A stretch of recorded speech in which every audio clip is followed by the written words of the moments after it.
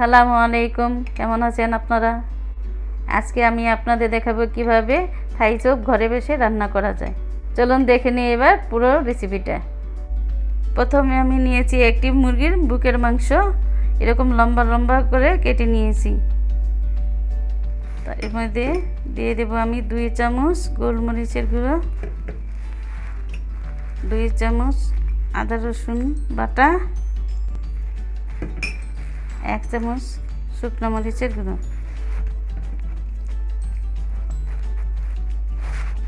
আমি ভালো করে মেখে নিব।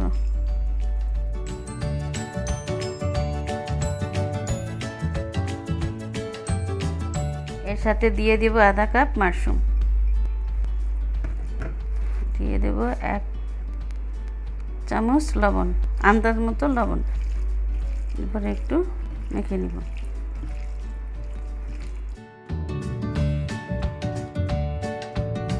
এখন আমি দিয়ে দিব 2 টেবিল চামচ তেল মুরগি ভাজার জন্য।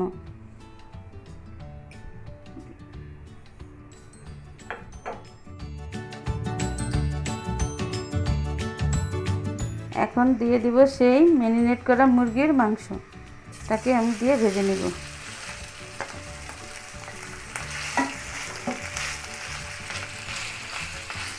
চুলাটি মিডিয়াম আঁচে দিয়ে দিছি। 2 মিনিটের জন্য একটু ভেজে নেব, বেশি ভাজবো না, আমরা আবার পরে এটাকে রান্না করব।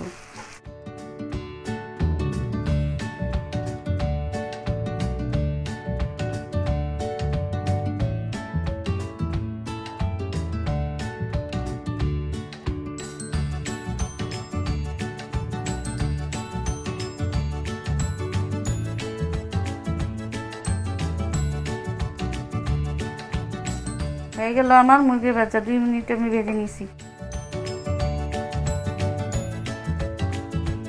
এখানে আমি নিয়েছি 8 কাপ চিকেন স্টক। এর মধ্যে আমি দিয়ে দেব ওই ভেজে রাখা মুরগির মাংস, মুরগি ও মাশরুমের ভাজা।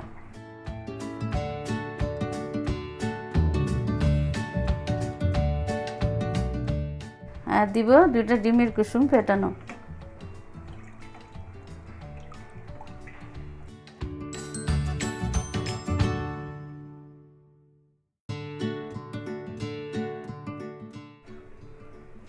এক চামচ চিনি,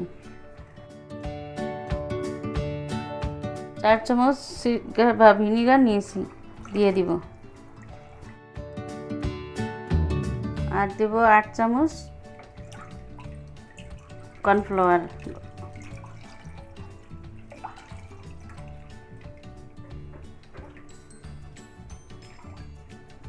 এই দেখুন চুলাটা বন্ধ ছিল, এখন আমি চুলাটাকে জ্বালিয়ে দিব, তারপরে নাড়বো আর জাল করব, কারণ কর্নফ্লাওয়ার আগে দিয়ে চুলা জ্বালানো থাকলে জমে যেতে পারে।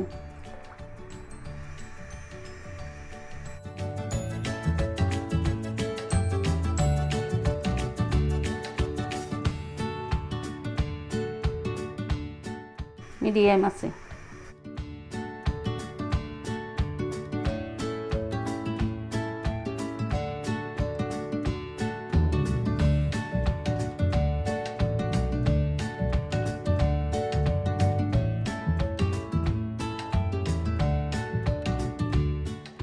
ঘন ঘন নাড়তে হবে, না নাড়লে নিচে লেগে যেতে পারে।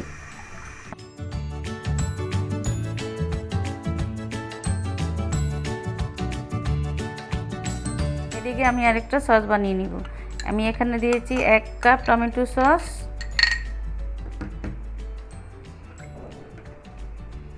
3 টেবিল চামচ সয়া সস,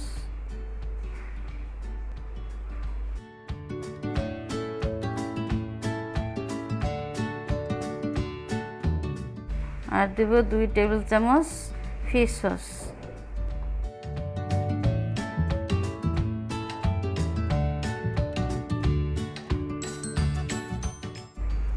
এগুলি নিয়ে আমি ভালো করে মিশিয়ে নিব।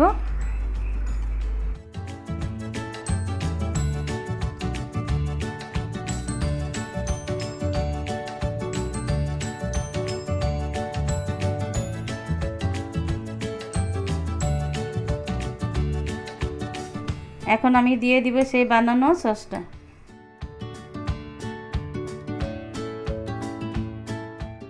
তারপরে একটু রান্না করব 5-10 মিনিট।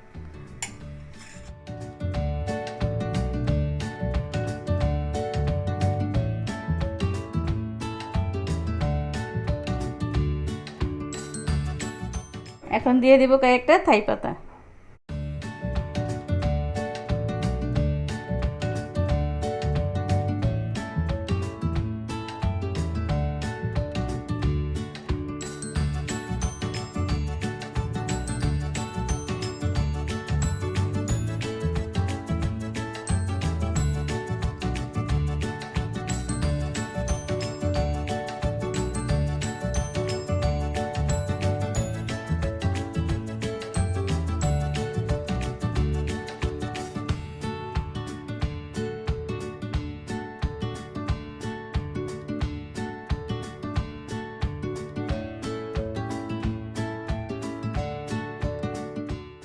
থাই পাতা দেওয়ার পরে 5 মিনিট আমি রান্না করলাম। এবার হয়ে গেল আমার থাই স্যুপ।